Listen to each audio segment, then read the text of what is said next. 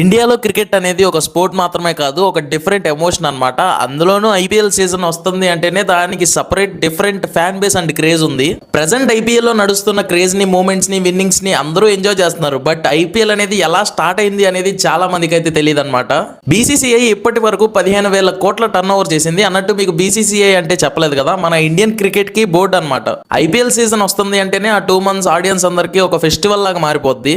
సరే, ఈ వీడియోలో మనం ఐపీఎల్ అనేది ఎలా స్టార్ట్ అయింది, ఐపీఎల్ కి ఈ రోజు ఇంత క్రేజ్ రావడానికి ఏమేమి మేజర్ మైల్ స్టోన్స్ కావచ్చు, కాంట్రవర్సీస్ కావచ్చు, అండ్ బీసీసీఐ గురించి మీకు కొన్ని సర్ప్రైజింగ్ ఫ్యాక్ట్స్ కూడా చెప్తాను అనమాట. ఈ వీడియో కొంచెం క్రేజీగా, ఇంట్రెస్టింగ్ గా అండ్ డిఫరెంట్ గా ఉండబోతుంది కాబట్టి వెంటనే వీడియోని లైక్ చేసుకోండి. ఇక స్టార్ట్ చేద్దాం.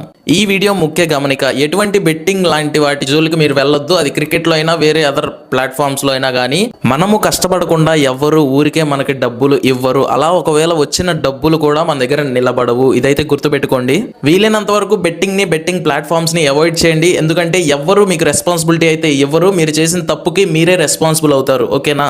ఇది నా హానెస్ట్ రిక్వెస్ట్. దయచేసి అర్థం చేసుకుంటారని ఆశిస్తూ ఈ వీడియోని అయితే ఇంకా స్టార్ట్ చేద్దాం. ఐపీఎల్, ఇండియన్ ప్రీమియర్ లీగ్ అనేది ఒక క్రికెట్ ప్రోగ్రామ్. ఏదైతే మనకి సంవత్సరానికి ఒకసారి వస్తుంది. ఈ cricket programme every year 2 months జరుగుతుంది. దీన్ని బీసీసీఐ అనే ఒక క్రికెట్ బోర్డు కండక్ట్ చేస్తుంది. అది మన ఇండియా బోర్డు అన్నమాట. బీసీసీఐ అంటే ఏం లేదండి, board of control for cricket in India. అసలు ఈ ఐపీఎల్ ప్రోగ్రామ్ అనేది ఎలా స్టార్ట్ అయింది అనే దాని గురించి డిస్కస్ చేసుకునే ముందు అసలు క్రికెట్ అనేది మన ఇండియాకి ఎలా వచ్చిందో మాట్లాడుకుందాం. చాలా మంది క్రికెట్ అనేది ఇండియాలో పుట్టింది అనుకుంటారు. బట్ క్రికెట్ అనేది బ్రిటిషర్స్ ద్వారా ఇండియాకి వచ్చింది. అది ఎలా అంటే 1720s టైంలో బ్రిటిషర్స్ ఇండియాకి వచ్చారనమాట కొన్ని వ్యాపారాలు నడిపించడానికి. మనం ఇప్పుడు ఎలాగైతే ఫారెన్ వెళ్ళి, ఇంగ్లాండ్ వెళ్ళి అట్లా జాబులు చేస్తున్నారు కదా మనోళ్ళు, అట్లానే అప్పుడు వాళ్ళు ఇక్కడ వ్యాపారాలు పెట్టడానికి అయితే వచ్చారు. అప్పుడు వాళ్ళ ఖాళీ టైంలో ఈ క్రికెట్ అనేది ఆడేవాళ్ళు. వాళ్ళని చూస్తూ చూస్తూ మన ఇండియా వాళ్ళు కూడా క్రికెట్ ఆడడం అయితే మొదలు పెట్టారనమాట. బేసిక్గా వేరే వాళ్ళు ఎవరన్నా ఒక ఇంట్రెస్టింగ్ గేమ్ మన ఎదురు ఆడుతున్నప్పుడు మనకు కూడా అనిపిస్తూ ఉంటుంది కదా, మన ఫ్రెండ్స్ తో కూడా ఇలా ఆడితే బాగుంటది అని చెప్పేసి. అలా మన వాళ్ళు కూడా ఆడటం మొదలు పెట్టారు. క్రికెట్ అనేది మన ఇండియాకి అలా ఎంటర్ అయింది. బట్ ప్రెసెంట్ చూసుకున్నట్లయితే వరల్డ్స్ బెస్ట్ క్రికెట్ టీం మన ఇండియన్ టీం అన్నమాట. బట్ క్రికెట్ అనే స్పోర్ట్ ని కనిపెట్టింది కూడా బ్రిటిష్ వాళ్ళు కాదు, ఇంగ్లాండ్ వాళ్ళు. బ్రిటిషర్స్ ద్వారా మన ఇండియాకి వచ్చింది. చూసారా, దీని వెనకాల ఇంత కథ ఉందా అని చెప్పేసి ఆర్టికల్స్ చదివేటప్పుడు నేను కూడా ఆశ్చర్యపోయాను అనమాట. 1983లో ఇండియా ఫస్ట్ వరల్డ్ కప్ అయితే విన్ అయింది అనమాట. అప్పుడు ఇండియన్ టీమ్ కెప్టెన్ వచ్చేసి కపిల్ దేవ్ అనమాట. అప్పటికి కూడా ఇండియన్ క్రికెట్ బోర్డు ఏదైతే మనకి బీసీసీఐ ఉంది అప్పటికి కూడా. కానీ అప్పుడు అంత ఫైనాన్షియల్ స్టేటస్ అయితే లేదు. కనీసం వాళ్ళు ఇంగ్లాండ్లో మ్యాచ్ జరిగింది అప్పుడు. సో వాళ్ళు ఇండియాకి రిటర్న్ అయ్యారు.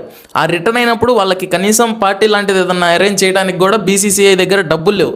బట్ ప్రెసెంట్ చూసుకున్నట్లయితే 15,000 కోట్లకు పైగా టర్న్ ఓవర్ చేసింది. ఇది ఎలా చేసిందో కూడా మనం మాట్లాడుకుందాం. సరే, క్రికెట్ అనేది బ్రిటిషర్స్ ద్వారా ఇండియాకి వచ్చింది అని చెప్పేసి అనుకున్నాం కదా. తర్వాత మన ఇండియా వాళ్ళు కూడా చాలా ఇంట్రెస్టింగ్ గా ఆ గేమ్ ని ఆడుతూ వచ్చారు. తర్వాత బ్రిటిషర్స్ వాళ్ళది చూస్తూ ఉండగా క్రికెట్ని ఇండియాలో ప్రమోట్ చేయడానికి కలకత్తా క్రికెట్ క్లబ్ అని చెప్పేసి 1792లో ఒక ప్రోగ్రామ్ అయితే ఇంట్రడ్యూస్ చేశారు.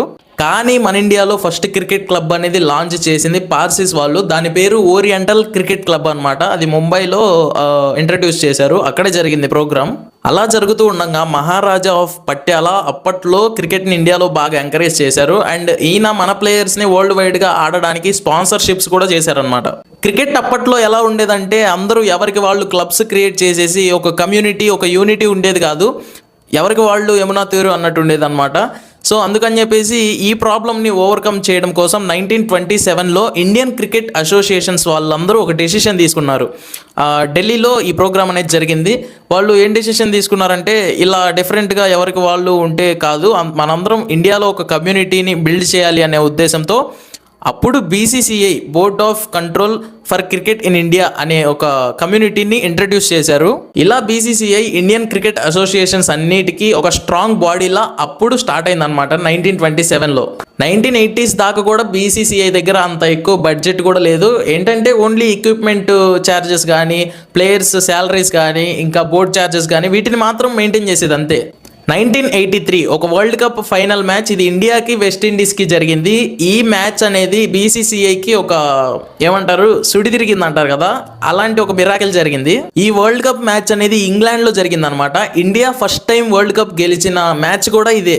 ఈ 1983 వరల్డ్ కప్ మ్యాచ్ కి ముందు ఇంగ్లాండ్ వరల్డ్ కప్ ని హోస్ట్ చేసింది అనమాట. బట్ ఈ మ్యాచ్ తర్వాత ఇండియా హోస్ట్ చేసింది. ఎలా అంటే ఎన్కేపీ సాల్వే ద్వారా ధీరుభాయ్ అంబానీ అండ్ రాజీవ్ గాంధీ మన ఇండియాలో వరల్డ్ కప్ ని హోస్ట్ చేయడానికైతే ఫండింగ్ చేసింది. అప్పుడు దీన్ని బీసీసీఐ టేక్ ఓవర్ చేసింది అనమాట.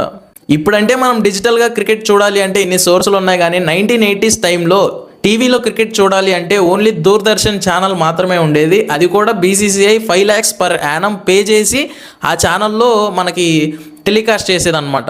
1980s నుండి 2008 వరకు ఇండియాలో క్రికెట్కి ఒక టైప్ ఆఫ్ క్రేజ్ అయితే 2008 నుంచి చాలా క్రేజ్ అండ్ ఆడియన్స్ ఎంగేజ్మెంట్ అయితే స్టార్ట్ అయింది. ఎందుకంటే 2008లోనే ఐపీఎల్ స్టార్ట్ అయింది కాబట్టి. బీసీసీఐ వైస్ ప్రెసిడెంట్ అయిన లలిత్ మోడీ 2007లో ఐపీఎల్ ప్రోగ్రామ్ని ఇంట్రడ్యూస్ చేశాడు అండ్ 2008 కల్లా ఐపీఎల్ అయితే స్టార్ట్ అయిపోయింది.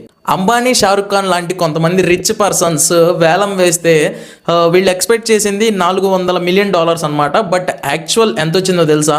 $723 million, అంటే మన ఇండియన్ కరెన్సీలో 300 కోట్లు అనమాట. ఐపీఎల్ స్టార్ట్ అయినప్పటి నుంచే ప్రతి టీంకి ఒక పర్టికులర్ బడ్జెట్ ఉండేది. ఆ బడ్జెట్ ప్రకారమే ప్లేయర్స్ని ఒక్కొక్క టీంకి కొనేవాళ్ళు. బీసీసీఐ ఇప్పుడు ఈ ఐపీఎల్ ప్రోగ్రామ్ని 10 ఫ్రాంచైజీలో అయితే రన్ చేస్తుంది.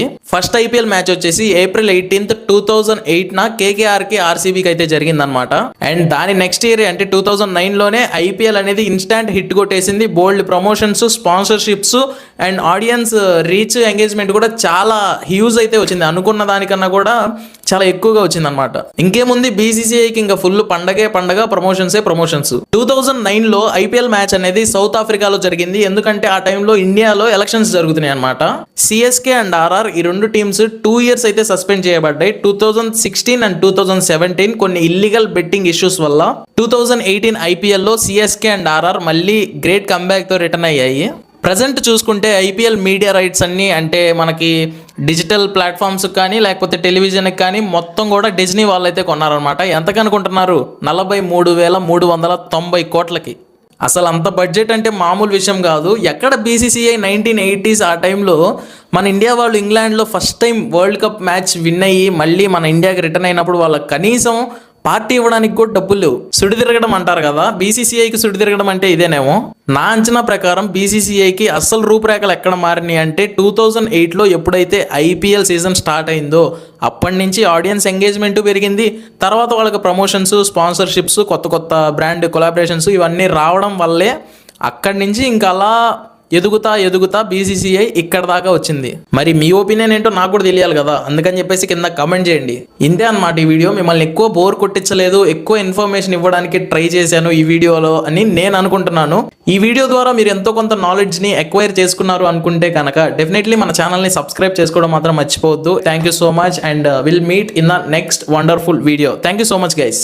So this is Sumanth signing off.